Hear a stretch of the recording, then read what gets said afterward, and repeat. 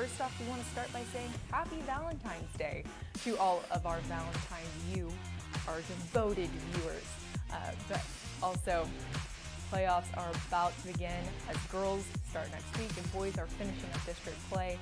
As we are starting the show, we've got some great matchups come playoff time, and we have Inside High School Sports Insider Ryan Harris to talk about them with us. Ryan, it's a big week of basketball. First off, girls playoff starts next week. Woohoo! We're almost to the madness of March. And boys are in the last 2 games of the season, or 1 game left on Tuesday. But let's start with girls. Keller and Geyer had a big game to determine who takes first place in that district. Yeah, so obviously the girls' portion of the regular season is over. So Keller and Denton Guy are tied for first place. They split their matchups in the regular season and tied for first place in District 5, 6A. Now, and so those two play tonight to determine who, essentially, it's not even for first place in district. It's more about who has to play Duncanville. Geyer came out on top of that game pretty easily. Their state, they were ranked 9th. Keller was ranked 8th. I suppose the Geyer girls will move up a few spots in the rankings for that win over Keller. A great season for the Keller girls. District 6A has 5 teams competing for 4 spots right now. Yeah, that district is really, really interesting at the moment. So we've got Coppell is in first place, and all they have to do is win tonight, and then again on next Tuesday, and they'll clinch first place. They've got a 10-2 district record. The other 4 teams in that district are that are competing for a playoff spot are Irving, MacArthur, Louisville, Flower Mound, and Flower Mound Marcus. Right now, Marcus is on the outside looking in. They're 7-5. Flower Mound is 8-4, and then MacArthur and Louisville are both 9-3. Of course, Louisville's riding a 4-5 game winning streak. After that rough start. I think I talked about them a few weeks ago. I said they're out of the playoffs right now. They're going to have to turn it around if they want to get in. They have. And so now it's Flower Mound Marcus on the outside looking in. Now, they're definitely probably going to have to win their last 2 games in order to make the playoffs. But a lot of these teams at the top, the thing is, there are 3 teams at the bottom of that district. There are 3 other teams, but a lot of the teams at the top are playing each other these last 2 games of the season. Coppell has, they just won on Tuesday, but they still have games against MacArthur and Irving. So their game against MacArthur is going to be big because if they lose that one, they could potentially tie for first with MacArthur, if MacArthur wins out.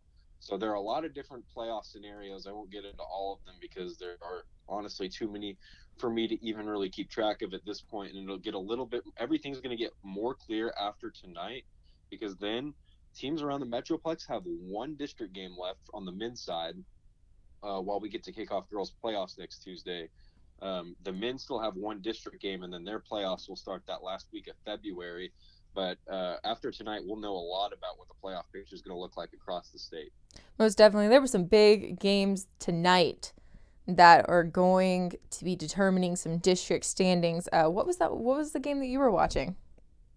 Duncanville and Richardson's the game I've got my eyes on tonight, and I think I speak for most of the Metroplex when I say that.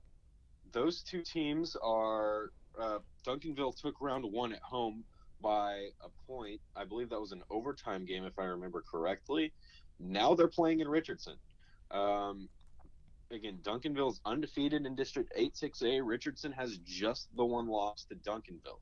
Now, we already talked about the Geyer girls and the Keller girls playing basically what tonight was an extra game just to determine who takes first place and who gets the favorable seeding, aka not having to play Duncanville. We may, if Richardson, and they're up by 8 points, I believe it was 35-27 at halftime. So Richardson's up. And if they're able to hold on against Duncanville, then those two teams will theoretically tie for first place, assuming they both win on Tuesday.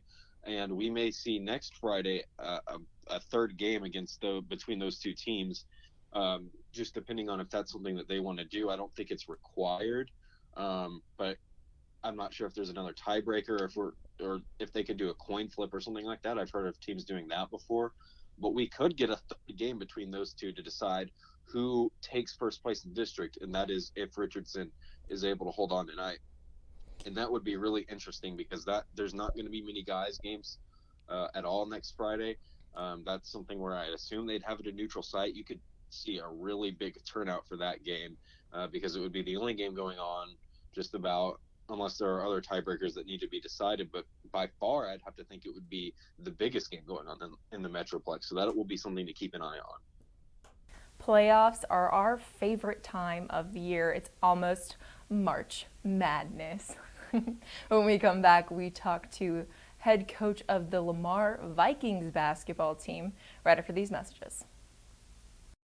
Don't forget to catch our extended coverage of the high school football season each week on The Warm-Up, presented by your local North Texas Geico agents. We will get you ready for all the action this Thursday on all our social media outlets. Watch Inside High School Sports to catch this week's MVP, brought to you by GiveMeTheVin.com. These MVP athletes make it look easy, just like GiveMeTheVin.com makes it easy to sell your car. It's been a great year of high school basketball with some surprising teams taking over the Metroplex. One of those teams, the Lamar Vikings. We caught up with their head coach after a big win the other night. I just finished beating Bowie and shut North Crowley down 34 points over this year. Talk about the way, being your first year, the way you've tried to coach this team as more of a defensive-minded team. Just trying to get them to play with more intensity and make the other team work for everything they get. My philosophy is make them earn it. Each basket, make them earn each point they get. No freebies, no giveaways, make them earn everything they get. And that's just what I try to instill in these guys. Has this been, since your first year, you trying to install something and getting the kids to buy in here on the first year? Yes, sure. Trying to change the culture is a little different. From what I heard, it was a little different culture before I got here. I'm a little bit more, I guess, intense than they're used to, but they adjusted to me just like I adjusted to them, and now I think that's why we're on the roll. They know I love them a lot, but I coach them hard, but I love them more, so they're buying in, and I appreciate that. It's one thing to start off really hot, but taking you back to that first North Carolina game, shutting down a Colonel Powell with 34 points on their own court, that had to make them believe even a little bit more that, hey, they got something special there. Yeah, I think it did too. If it was ever a game that I think I kind of won them over and they believe everything I tell them, that was the game. They trust me a little bit more after that game. We went in with a plan. We executed the plan. We didn't play our best game, but I tell them all the time, defense. If you playing defense, you always have a chance. And going into the fourth quarter, we were down. We scored 22 points. We scored more points in the fourth quarter than we had the whole game, the first three quarters of that game. But like I said, defense travels. I tell them all the time, defense travels. And we'll close in on the playoffs. It's one thing to have a great district season, but you're heading to this Region 1, which is ridiculous with all the teams in there. Yeah. What do you have to instill in them to get them to focus going down for a 7-game playoff here? Execution. Right now, we're not the best executing team, so we work on that every day in practice. I thought we executed better tonight than we had all year in some spots, but in the playoffs, everybody knows what you do. So it's about you executing and make sure you're doing everything to a T. All the little stuff that they want to cheat on sometimes, we got to make sure we execute that to the fullest once the playoffs get in. Now, finally, what would it mean to you get this a district title right here? Oh, it'll mean everything to me. Being here, listening to some of the stories about Lamar before I got here, talking to other coaches, and they're saying, "Man, I don't know what you're doing over there, but you're doing a great job." That means a lot coming from the other coaches in the district. And I know Gratz told me earlier this year that this was our first time beating Bowie since 2006 when we beat them earlier this year. I don't think we've ever swept them. So, like I said, it'll mean a lot to win the district championship, especially with all the good coaches in this district. Good luck to the Vikings, and thank you, Coach, for your time. When we come back, we have the producer of Wingstop Inside High School Sports, Ward Fasold, to talk about what you'll be seeing on the show. The Inside Story is driven by your North Texas Honda dealers. Right now, they can help you get great deals on award-winning Hondas. It's their job to be helpful, so stop by your local helpful Honda dealer today. Welcome back.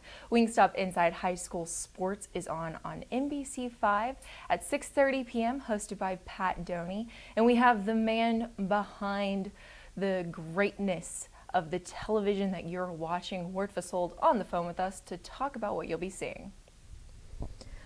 Wizzy, big week of high school hoops in the DFW Metroplex, huh? Absolutely, and we had a great night tonight. Great basketball all around us. Boys' season's winding down. The girls were playing some playing games, which I know Ryan talked to you a little bit about. But yeah, it was a great night for basketball. I love it. How was that Duncanville-Richardson game? Probably the biggest game in the Metroplex of them all. It absolutely was one of the biggest games, and just like last time, it lived up to the hype. Went back to overtime again. It was almost a carbon copy of the first game. Richardson led through three quarters like they did last time when they played at Duncanville. Duncanville came back to send in an overtime. They didn't need a last-second shot this time, but they did get a couple free throws to put it into overtime. But then in overtime, those sophomores, I'm telling you, especially Casey Wallace, stepped up big, and Richardson pulled off the upset over Duncanville. They beat them 81-77. And the key thing about that is, the team that finishes second, and I'm not quite sure how the tiebreaker is in that district because right now they're both tied for first. But the team that finishes second will have to play either Waxahachie or South Grand Prairie.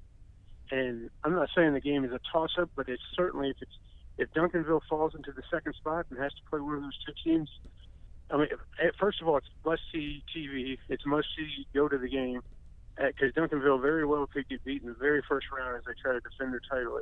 It's just that tough in 7-6A, and that's who they will have to play. So hats off to Richardson. Everybody thought, well, the way they lost that first game, they're just going to be down and out the next time they play. Anything but that. Stepped up, won the game, went back into overtime. They could have fallen apart in overtime like they did last time, but they did not. Won it, and now we'll see what happens on Tuesday night. They both play again against a team they should beat, and they could finish in a tie. I don't know if they're going to play a tiebreaker game to see who gets the first seed, or they have a different tie-breaking procedure, but it's going to be something else. I want to see a Friday night tiebreaker between Richardson and Duncanville. That's what I want to see. I would love to see a third time in that game. Give me a break, man. They've already played, 10 quarters? I like it. But another team that's done really, really well so far this season is that O.D. Wyatt squad. Exactly. And you know what? They're an under-the-radar team only because they play in Fort Worth ISD. They're not getting very much competition, but the competition they do get, they smack around. Tonight they got off to a terrible start against Arlington Heights. We're down 26-11. Ended up winning by 13, so that's just about a 30-point swing. They're a kind of team that you think can turn it on whenever they need to. And, they're ranked 5th in 5A, and they're going to go through a team from the Mansfield Timberview district in the first round, which will be a nice competition. But they're going to have to learn to turn it on from the beginning of the game all the way through once the playoffs start. They are lucky that they're playing in Region 1 because a lot of the big players are in Region 2, the South Oak Cliffs and Kimball's and Lancasters. They'll be in Region 2, but they still will face a Birdville or a Brewer down the line or maybe a Colleyville Heritage. They're going to have to turn it on from the get-go, but I liked what I saw from probably about the second quarter on. First quarter, they just came out sluggish, and there's a reason they're ranked 5th. That is a run-and-gun type squad right there. And did Newman Smith stay undefeated? That's the biggest question of my night. They still got that goose egg. They're going to hang on to that goose egg. And I don't know who they're going to play on Tuesday. It's going to be somebody that they're probably going to beat by 25. So they will go through regular season undefeated. They manhandled Highland Park again. It's their second time this year. They're going in this thing with so much momentum. If I was a coach, I'd probably want to have one loss in the regular season just so that I don't have the pressure of trying to go undefeated the whole year because now they're going to have to go undefeated the whole year if they win a state championship. So, but forget all that. They're in the playoffs. They're going to be a team to be reckoned with. They are in Region 2, so they will have to face Lancaster, South Oak, Clifford, Kimball somewhere down the line. But they're a deep team, and they can do some things. Jaron Cook has been leading the way for them, and I would not be surprised if they did some things in the playoffs here. At least got to regionals, and then after there, a lucky bounce here or there, like Midlothian got a couple 2 years ago to get to state. We'll see what can happen for them. And what else will we be seeing on Wingstop Inside High School Sports tomorrow? Well, our guy Paul Jones went out and did a nice story on Grand Prairie.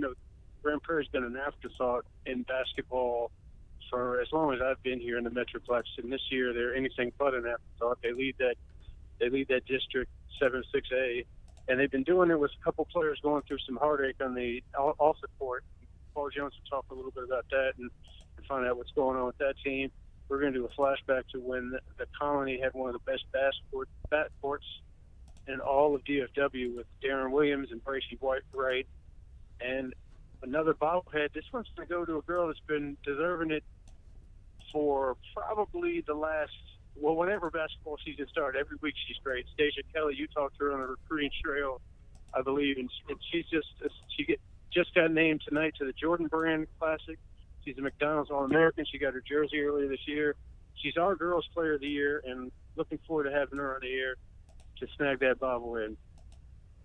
I'm looking forward to it, to see some Deja Kelly on the show. Yeah, she's a good kid, isn't she? Definitely. Great interview, good kid. Can't wait to see her playing at UNC and everywhere else. Anything else you want to add to the night, Wiz?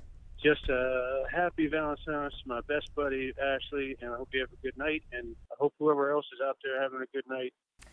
Thanks, Ward. It's going to be a jam-packed show this week. Once again, Wingstop Inside High School Sports is on Saturday at 6:30 p.m. on NBC5. Until then, I'm Ashley Bullington, and happy Valentine's Day. Thank you for watching the 5th quarter.